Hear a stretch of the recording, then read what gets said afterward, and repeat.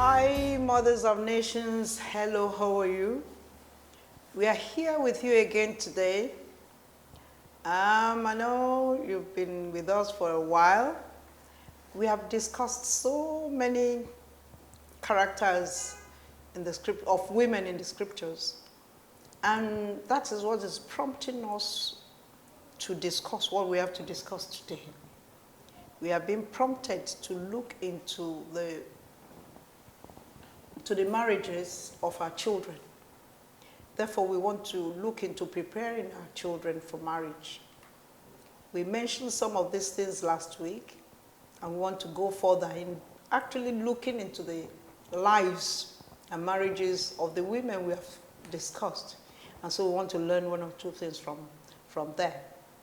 And with me again, somebody that is really not new to you. We had brought her here twice, I think. And we have dragged her again to come because we just know she will not say no to us because of what she is to us and who she is to us. And because we normally disturb her so much when we come for our recordings, and so she really can't say no. Please meet Mrs. Abayomi Ogunlari. She's the CEO for Showers Publishers. Showers Publishers, they are the publishers for primary school textbooks, several books, beautiful books, wonderful books that are very educative. And so today, we are here with her, and like we told you once, she's so magnanimous enough to allow us to trouble her in using her space for our studio. So once again, thank you so much. Thank you for having me. Mrs. Ogunlari. Thank you. She's, apart from being managing director for Showers, she's also a deaconess in the church. And so as a deaconess, she should be able to give us some good answers to our question and discuss, spiritually and even socially. The topic of today. Like we said, we want to look into preparing our children for marriage. You're welcome once again. Thank you so much. Thank you for having me. Yeah, we have talked about Sarah, we have talked about Eve, we have talked about Rachel, Rebecca, Leah, Eve, Anna. In fact, we just talked about Abigail. Abigail actually prompted us to discuss about marriage, about our children going into marriage, because Abigail actually was described as a very intelligent, a very beautiful and intelligent woman. Okay. But she got herself into a home, into a marriage with somebody the Bible described as foolish.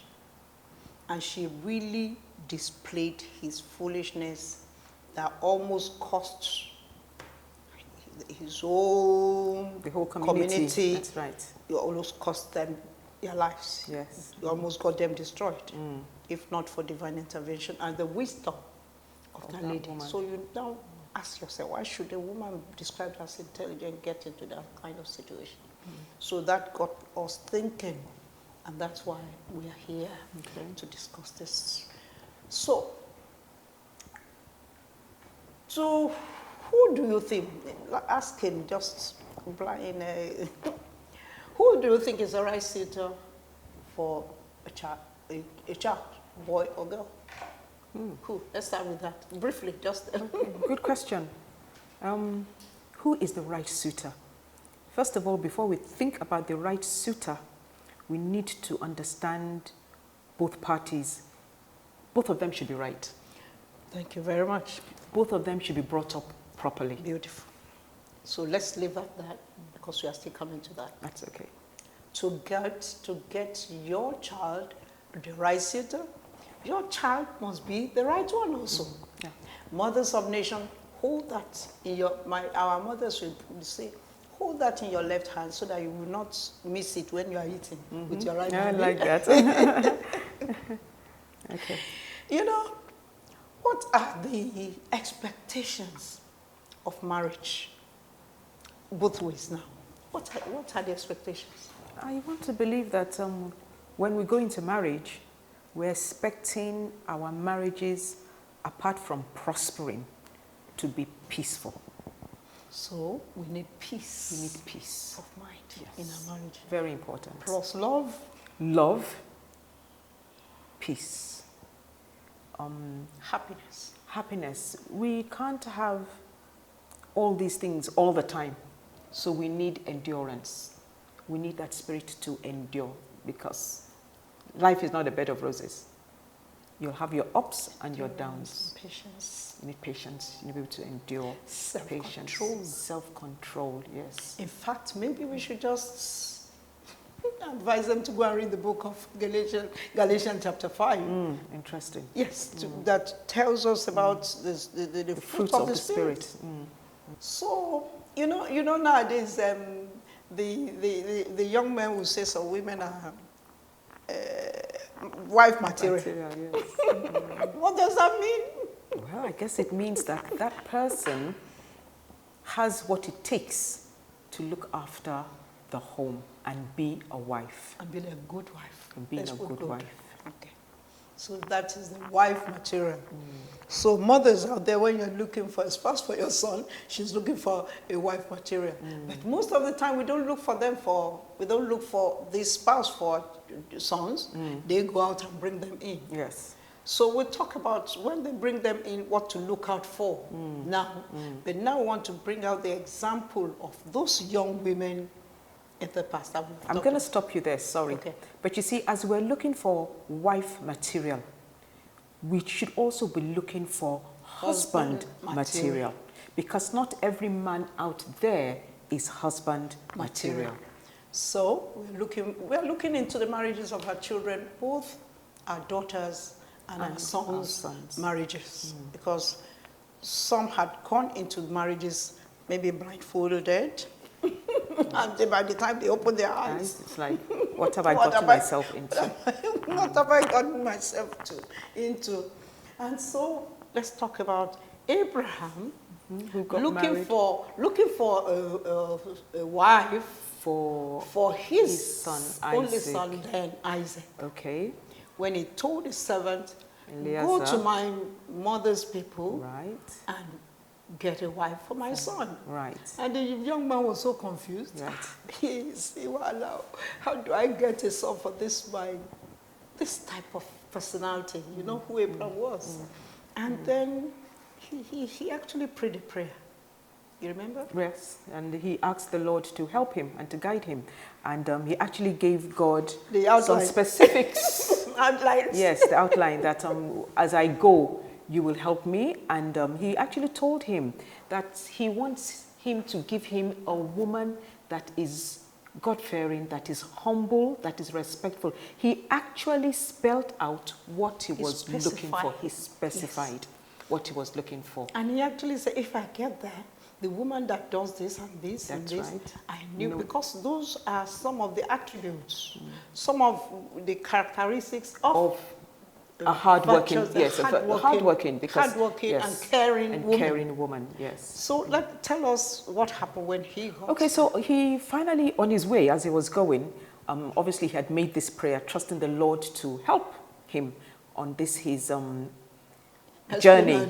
Yes, this espionage. And when he got to the well, he now saw this young lady coming out, because he had told the Lord, God, on my journey, as I go, this woman, whoever the woman is, will come out and she will water all my camels.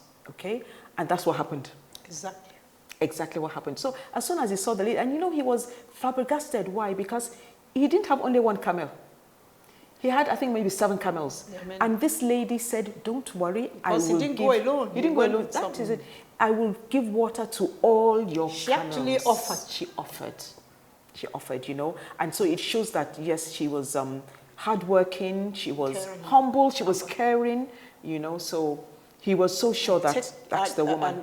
He was a stranger to her. She didn't even know her intention or what he had come for. Oh, yes. Didn't know his intention, but she just offered. It's like offering herself. And the young man was so happy, so joyful. He rejoiced in the Lord immediately and offered thanksgiving. God, it's like, God, you have made my work easy. I've finally met the one that is right for my master's son. And we're talking about the right one now. So one of his specification of a right woman of wife material, caring, dutiful, hardworking, humble young woman, and he got that. Now we want to look into the life of Rachel, Zipporah, and Miriam. These three, we saw that they were, Rachel and Zipporah, they were shepherd girls. And Miriam, a prophetess. So which means they are not just house. We are not saying that being a housewife is wrong. No, it's not. It depends on the agreement between you and your husband. But we are saying that nowadays we are expecting our young girls, our mothers there, to be sure that their daughters are empowered and they have their own career, that they work or skills. Yes. So let's look into Rachel and Zipporah first, the shepherd girls. If we look at these shepherd girls, they were working when they were betrothed. They were not in their homes. They were out. They were not.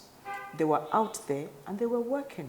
They were actually shepherds. They were shepherd girls or shepherd women, because in those days that was their trade.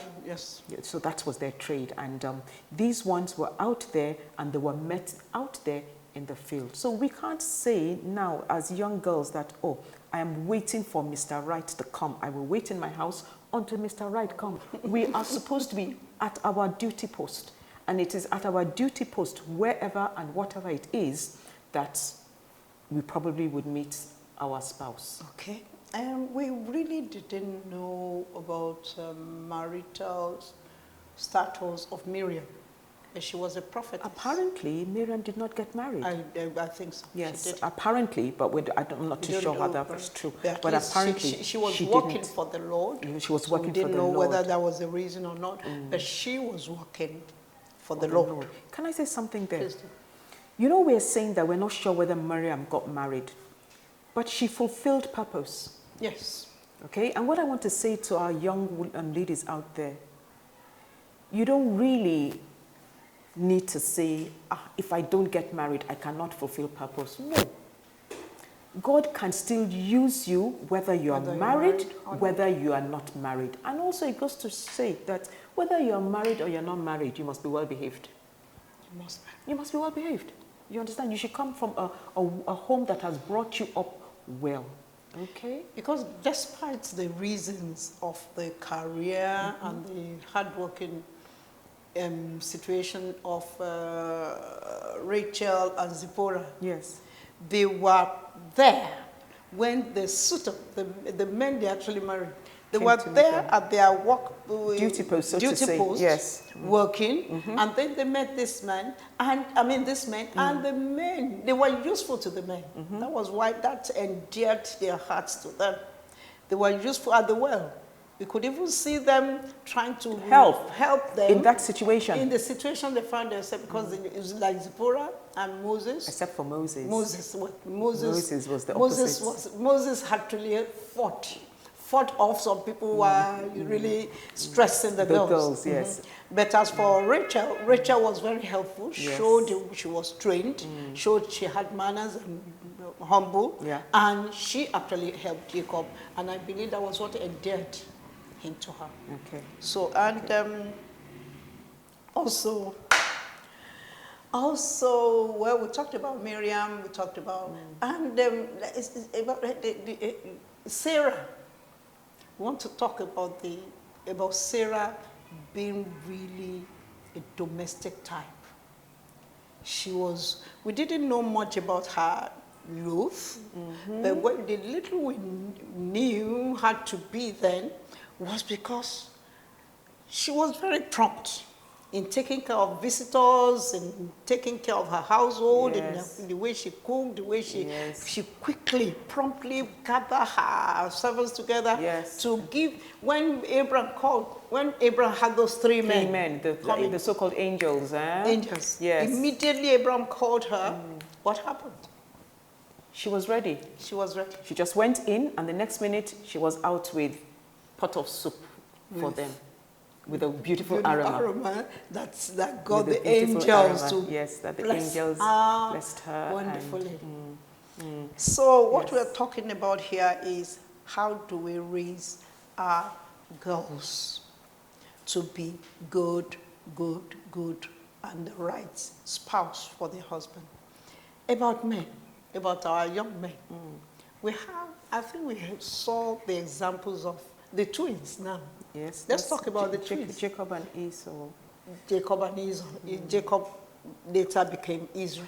Yes. They were hardworking on their own too. Yes, they Let's were. talk They were about hardworking men. Yes. Goes to say that we as parents, because I don't want to say it's just the women that have the responsibility of bringing up the children. It's really, when you look at it, both of us have that responsibility. But since we're talking about mothers, we'll dovetail into talking about just the women. But for Jacob and Esau, you can see that both of them had their pluses. One was a good cook, a very, very, very good cook. He was very homely. He was homely. He was very cook. homely. Yes, he was a. I don't want to say a mommy's boy, but he was something homely. like that. He was something like that. And the other was a man of the wild, a man hunter. of the field. Was a hunter. You understand? He was out Was a there. hunter.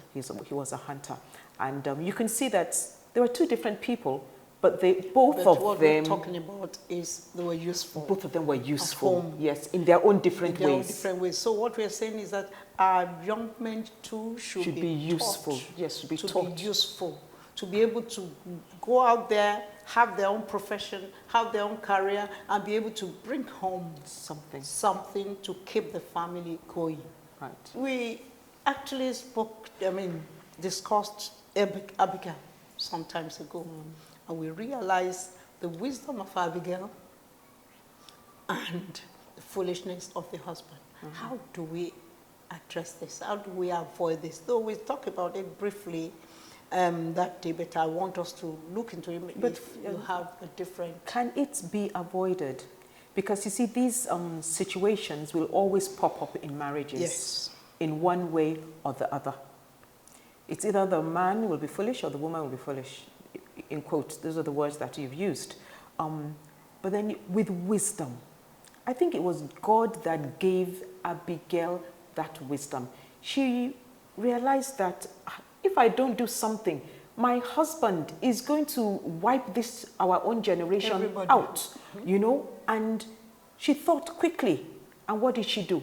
She packed all the bread and all the wine and all the food that she had and quickly, gifts. and the gifts, and she ran after David's men. And, you know, was able to stop David and pleaded and asked for, yes. And it worked for her. It worked. So we as parents need to train our children to be smart, to be intelligent, and not to just accept. Just kind of accept or just work on the spur of the moment. For all you care, Abigail could have said, yes, my husband, don't mind that foolish man, David. He thinks he can walk in here and do what he wants to do. Agreeing to his foolishness. Yes, but she did not do that. As a dutiful wife, as a submissive wife. Submissive wife. She could have done that, but she thought. And I want to believe that it is the Lord that gave her wisdom. You know, and I think that when we find ourselves in such situations as women, we need to teach our children to calm down. Be patient. Ask the Lord. Talk to the Lord. What do I do about this situation? Instead of just jumping, rushing into it and then messing the whole thing up and getting it worse. That's it. All right, thank you. Yes, we have, let's talk about Daddy Abraham as a man, as a husband, as a father. In fact, the Lord actually vowed for him that I know Abraham. that he's going to be a good father for his household, would train his children well according to the will of the Lord. And so we have him being a dedicated husband. Even in the midst of his wife's barrenness for years, he was still with him. I mean, with her. He did not japa and leave her and then go and marry everybody until the woman Offered a servant. So, do we still have such women, such men? I think we do. To wait for years. We do. They're very rare, but we do. And then you'd ask yourself the question, why did he wait so long? Why did Abraham wait so long? After all, there are so many other women out there. And in those days, taking wives wasn't any big deal, you know. But I think he loved Sarah. He really loved Sarah, do you understand? And I guess he felt for her that this woman that I've been with for so long doesn't have any child. And you remember, he actually went out one night and he prepared a sacrifice. He burnt an offering to the Lord and he prayed to the Lord. He said, God, please answer my wife. Help my wife. You understand? So you can see that he loved her. Praying a husband. A praying husband. Yes. Like even Isaac, his son, was a praying husband.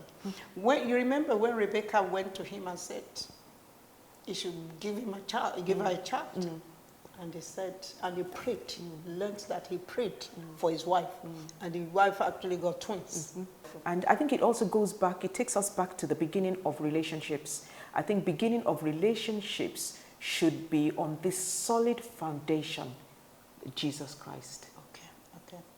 Do you understand? A lot of our children these days, they just walk off the altar. They marry anybody they feel like marrying, and then they end up with challenges, you know. So I think our children should start on that foundation, hearing from the Lord and building on it. There are two women that came to my mind here now. Deborah, we learned she had Lapidot as her husband. We never heard of him. And Deborah was this tough warrior of a woman. Yeah. A prayerful woman, a prophetess, a judge. A judge, yes.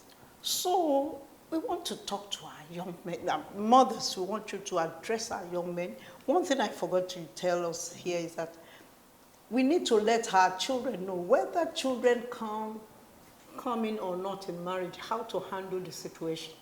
So it's very sensitive. It is a very sensitive when they get into that area, we have to be very close to them and teach them, because most of the time it is the mothers, these mothers of nation we are talking to, that will tell their husband, this woman is barren. That will tell her son. We tell her son, this woman is barren. Okay. Get somebody else. Pray with them, pray for them, and trust the Lord. And teach them to hold on to God and to hold on to themselves at that time. Anytime, maybe job loss or whatever, that is the time to be closer to one another. It's very important. Yeah. And then let's talk about Ruth. Okay. Ruth, we know she lost her husband, but somehow the way she handled her situation with her mother-in-law and the way she got another spouse, another husband. I want us to quickly wrap up with that. Okay, looking at Ruth. Ruth was quite different from her sister-in-law, who, even though she had kind of cried on her mother-in-law that, oh, wherever you go, I would go, but she did turn back.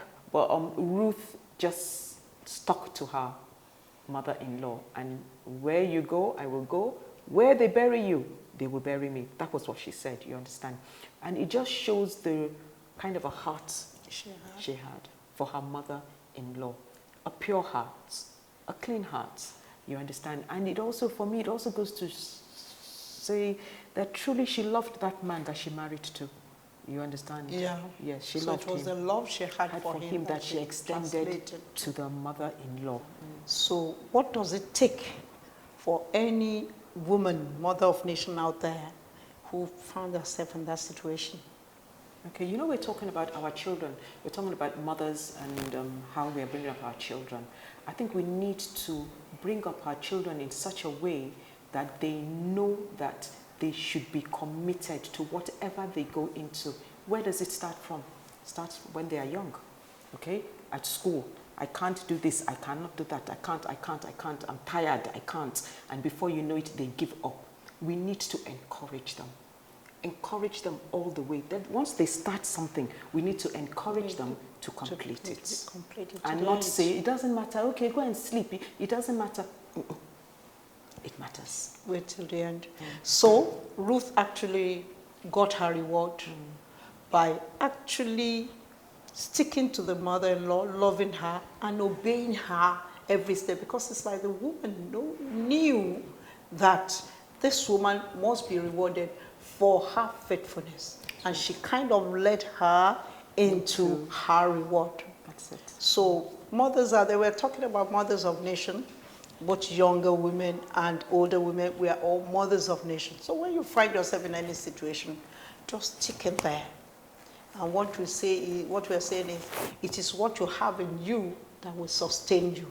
And let's help our children to have something solid in them, in their character, in their attitude, in their behavior. That is what will sustain them at the end. Thank you so much, Mrs. Yomi Ogunlari. Thank you. Thanks for coming to us again. And I believe, women out there, you've learned a lot again today. Let's prepare ourselves and our children for the future. And let's be very prayerful about it. Thank you.